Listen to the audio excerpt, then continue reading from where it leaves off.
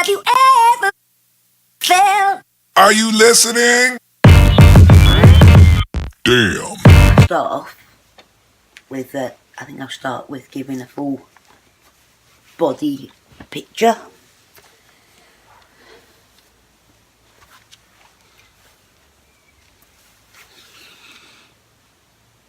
I've lost 6.5 stone since leaving hospital. Well, since about January, February time, I've lost 6.5 stone. So, hang on and I'll bring you back right way. So, where my health stands at the moment, things have changed quite dramatically in a number of ways. You might be able to hear, but my lungs are still bad. I don't think that's just going to go away. That's with me now, unfortunately, and it is hampering my mobility. It's now that my body, like the swelling has started going down, I'm struggling to get about as much because I can't breathe. So I still have some holdbacks, but where the RA stands, this has never happened before. I mean, the closest I got before to hitting a remission was on Embrel, and that only lasted a couple of months, unfortunately, before my lungs had gone downhill and they took me off the Embrel. As you know, I was doing the rituximab infusions before I went into hospital. The rituximab didn't touch my RA at all. No benefit, not a single thing felt different while I was on the rituximab, apart from I felt more ill, if anything. And I was still on steroids, still getting no benefit. I came off the rituximab because it wasn't working. At that point, they decided to leave me on the methotrexate, but not give me any other RA drugs for a little while. We had problems with the rheumatology clinic. Like basically half of the staff left, and we had like changing doctors. I've seen 3 different rheumatologists in the last couple of months, and they basically, each one's like, one was a fibro specialist. So he wanted to say that everything that I was suffering was fibro-related and nothing to do with rheumatoid, that my rheumatoid wasn't active at all. Bearing in mind, at this point, my body was still swollen up to 16.5 stone. And I'd love to see these doctors now and go, look, this is what I look like when I'm not swollen. This is what I look like when I'm not swollen. I look like me, my old self. And I have got some sort of swellings. I've got like this bit here keeps swelling up. It really hurts really badly, and my hands are always bad. I've got carpal tunnels really bad in this hand at the moment, but the swelling that was massive, and I could even put in some pictures of my hands and the way they were. Yeah. Yeah. Yeah.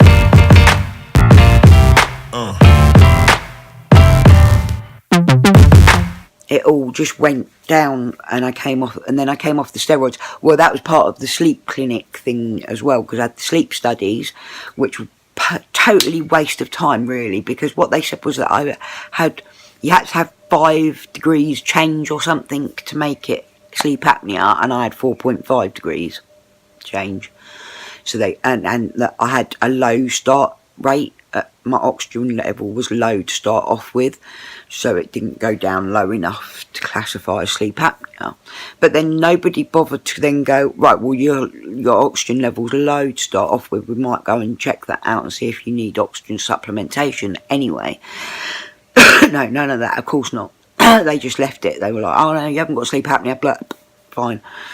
Well, and then I had also pain clinics as well, which they also recommend. Like both clinics recommended I lose weight, and that most of my problems were like weight related. which is ironic because the weight wasn't there until the RA was there.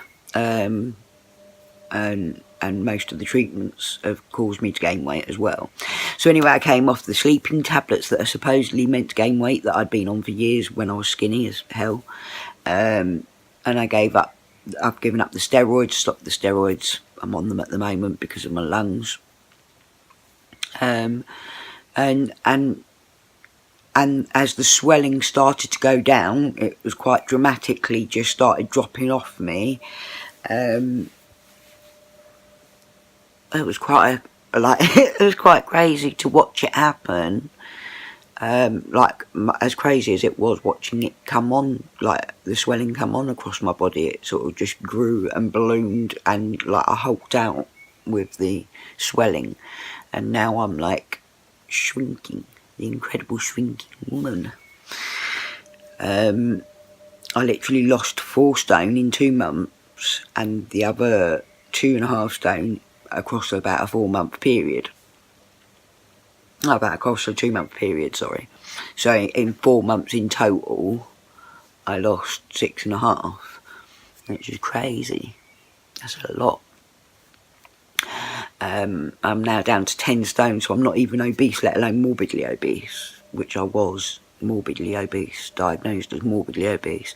And of course with that I was also getting diagnoses going on with high blood pressure, high cholesterol, pretty much everything that you can imagine, like the sleep apnea and everything that all goes along with the whole weight gain thing. So that's not a problem anymore. At the moment, it's the methotrexate obviously has done something, like I don't know what, I don't understand how it works, that I've been 5 years taking all these different drugs that have really affected me in a lot of ways, also according to the doctors, because the doctors pretty much blame the drugs for everything that's gone wrong with my RA journey, whereas in fact I blame the RA, because it's the RA that actually causes most of the damage that's been done. I find it hard to understand the way that the doctors work, but basically they've took me off every drug because I've had bad lungs. But then I've had bad lungs when I haven't been on any drugs as well.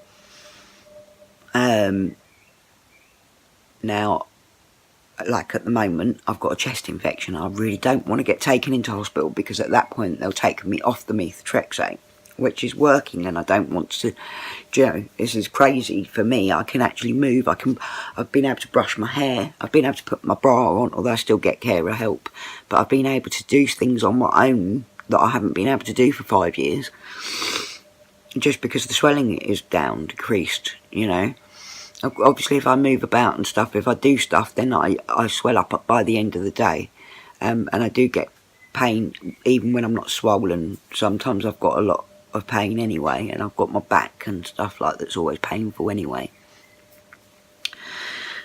But like, it's just crazy that the first drug, like the main drug that they like to try every patient with, is methotrexate. Now when I first took it, they diagnosed me as being allergic to it and took me off it when I got took into hospital, and they showed scarring on my lungs in the first instance. So then they put me back on it with the rituximab, because you have to be licensed with rituximab in this country. I don't know why, I don't understand that either. Rituximab is supposed to be the only drug that doesn't affect the lungs at all in the RA treatment, but it's licensed with the worst for affecting lungs. And then they left me on it, chose to leave me on it, because, I don't understand, because they like that drug. They like to give that drug. I think it's because it's cheap, you see, in comparison to the other drugs.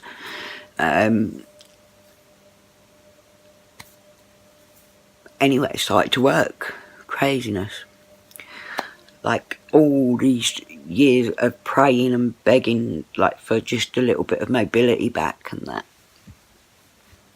And I've got, a little bit, and it's great, and I'm loving it. It's crazy to see myself in the mirror again. I can recognise myself as being me, Cassie, who I was before RA hit me. Apart from the blue lips all the time. That's completely different. And I do look a lot older. I look quite a lot older, whereas I was very young looking before. Like, I would still get asked for ID and that before I got RA. Anyway, onwards and upwards. So I've spent like, obviously when I got took into hospital in November, they said that it was the rituximab that was affecting my lungs, and they said that had to go then, like, you know, even though they claimed that that wasn't ever going to affect my lungs. Again, I'm still, like, I'm on methotrexate now. My lungs are still bad now. I'm still, like, it's constant infections, and I have to constantly come off the methotrexate, take antibiotics, try and get rid of the infection. And so far, touch wood, I've been getting rid of them with a course or two of antibiotics and some steroids without going into hospital. Although I probably should have gone into hospital a couple of times that I haven't, but I don't go unless I really, really have to. Unless I think they can save my life, you know. Anyway, so my rheumatology clinic has been up in arms, and I've had quite a hard time, like, going between different rheumatologists who didn't seem to understand. Like, they certainly didn't listen. If I said, like, this is swollen here, it's not at the moment, so I can't really show you, but usually I'm swollen here, and like, I would say to them, this is swollen and painful, and they'd be like, no, that's not swollen. And they'd be like, I know that it's swollen, I know that it's RA swelling, I know what RA swelling is, I've been living with it for long enough. Sorry, but it drives me mad that they just don't bloody listen. Why don't they listen to us? Why do you think that is, that they go, oh, I'm just gonna pay no attention at all to what she's just said? Do they think we're saying it for fun, because we want attention? Oh, please look at my swelling and see my swelling instead of just seeing fat. That's what they were looking and seeing, was fat. So it was only the original nurse that I'd met when I first got diagnosed with RA, that when I saw her, she'd be like, oh, look at you, she'd know whether I was swollen or whether I was not swollen or whatever. Now, that's probably because she's got RA too, so she gets it. If only all doctors could have a bit of experience with the actual diseases that they treat. Anyway, my most recent appointment was with another new one that I think is only a locum style rheumatologist, but she was amazingly thorough. Oh, go back again. The guy who was like, oh, it's all fibro because I'm a fibro doctor, right?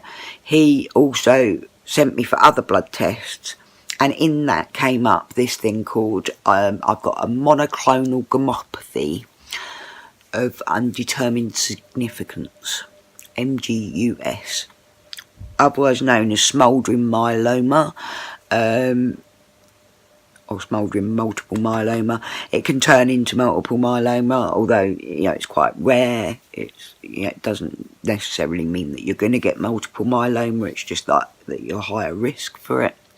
I think there's a couple of other diseases, like to do with the lymph system and that it can get involved in. It's basically like multiple myeloma is like bone marrow cancer. So if you do get it, you're quite buggered, but at least they're going to be checking me constantly for that. So apparently I'm IgM kappa light bands, with IgM being diminished. I'm not sure what that means, and I'm going to see a haematologist apparently about that. I've also been referred to orthopaedics to see if I can get my carpal tunnel surgery on this hand while I'm as well as I can be, because I haven't been able to risk it with my health the way that I've been for the last 5 years. I had this one done 7 years ago, and I'd really like to get rid of that carpal tunnel pain in this hand. It's been quite debilitating recently. And then what else has happened? Oh. And then my most recent rheumatology appointment, we made the decision to apply for funding for what is in America called Xeljanz. Over here I think it's called tofacitinib.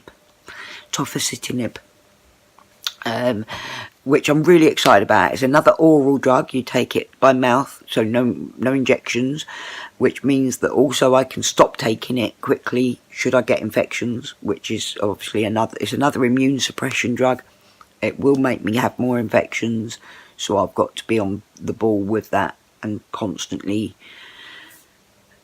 juggle the two problems by antibiotics, coming off the immune suppression and then coming back onto it when I can, to try and keep the RA simmering and the infection simmering without getting in too much trouble with either. Hopefully, fingers crossed. I can cross my fingers now at the moment.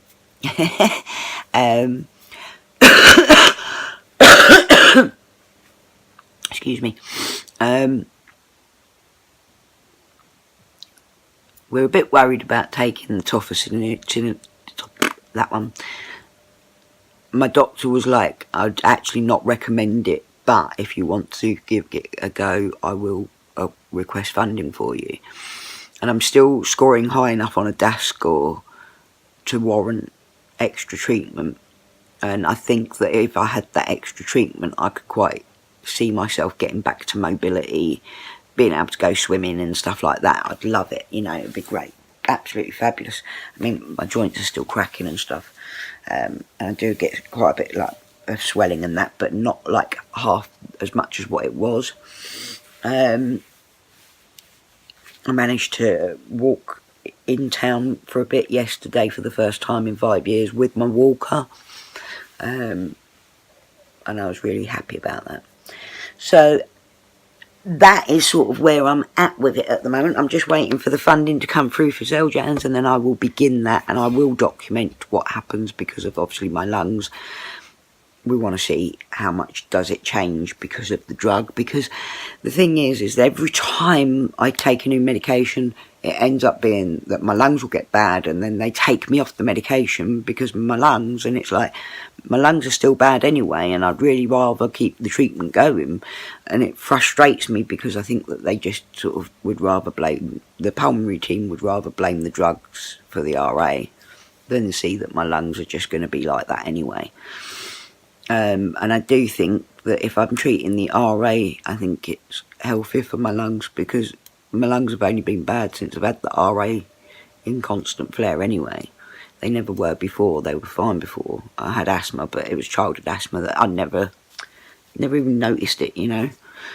So where my lungs are concerned, also I've got not next week, the week after, I've got someone coming. I've got to go and have a hospital appointment where I do a stress test, because my oxygen levels keep being so low when I'm going for my medical appointments, that my pulmonary doctor's like, oh, I wonder why that's happening. And it's like, well, it's been happening for years, and I've been telling you for years, and you keep ignoring me for years.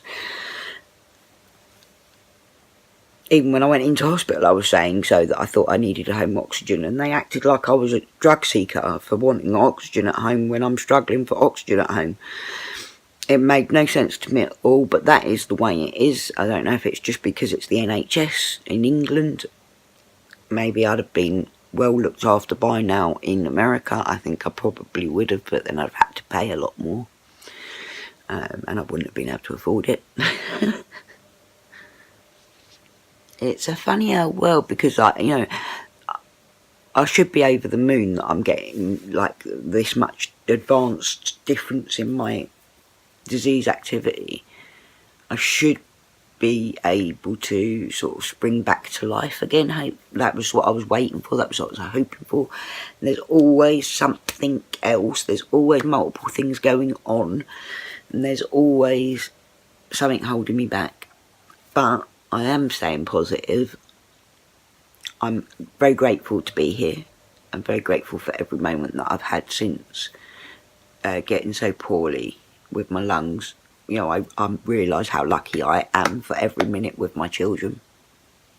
I'm so proud of myself as well for starting the group, getting to speak to all these beautiful people who are going through this awful diagnosis.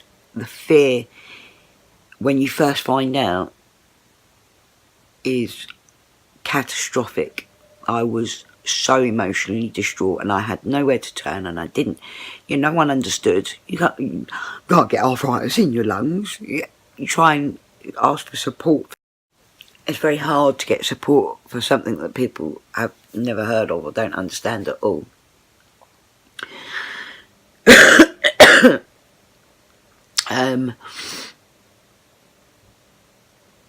Anyway, I think I'm up to date with you guys. I wanted to bring you all up to date with what was going on. I mean, it's been crazy. It's been a crazy time. I've been, like, just everything just changed. And I can't say that I'm not still struggling, because I am, obviously. And I think that's going to just, like, my lungs, I can't, it's not going to change, but I want to be there for the support group. I want to help those people that are going through that as well. It's such a positive feeling to know that there's people there that are saying to me, you're such a like, I don't know, they're happy to have me supporting them and being their, like, leader, and it's just wonderful. It's such a boost to my morale that I can help people in their most horrible moment. That I understand. I know how that felt. I know what they are going through. I know that awful feeling of not being able to breathe. And as much as I wish it wasn't happening to me, and I wish it wasn't happening to every person that I come across with it, and a big shout out to all of those in the group, to Carmen here on YouTube, who's just come to speak to me about her new diagnosis with the condition. I love you all. If I can ever be there to support you all, then please just give me a shout. I'm so sorry that you're going through the diagnosis that you're going through. Have hope. Have hope. There's so much that isn't known about the disease, and there's so much being done in the medical fields these days that just maybe something will come up. I think we've got more chance of survival at the moment than we've ever had, so fingers crossed, if you can, for all of us, that someone finds something, maybe from our stories, maybe from sharing what our differences and similarities are. Maybe the research can be done on that, and hopefully for the future generations at least, we'll have more for us, because there isn't much out there. There's not much research being done. There's not many treatments. There's not. I'd love to be able to start, like, a charitable thing, really. I keep thinking about it. I was thinking, should I do some merchandise to try and raise money to, like, put towards research into this area? I might look into it more. I don't know. Let me know down below what you think. I mean, I'm shocked every time that I look into this disease, like the rheumatoid arthritis interstitial lung disease. I am shocked that there is so little done about it. But then there's also, I mean, it's such a big complex thing, because there's so many umbrella terms that sort of go, that are all the same sort of thing. Like, people can have lupus with the lung disease, but it's basically the same thing. And RA comes with a lot of systemic effects that can actually kill. It can do the heart as much as it can do the lungs, and the liver can go. It's certainly from the medications can cause that as well. There's so much that can be affected in rheumatoid disease that people just don't understand, and I want awareness for that. I want people to understand, it's not just achy joints. That's just a symptom of a system-wide, incurable autoimmune disease. Thanks for joining me, guys. Much love. Breathe easy. See you again soon, folks.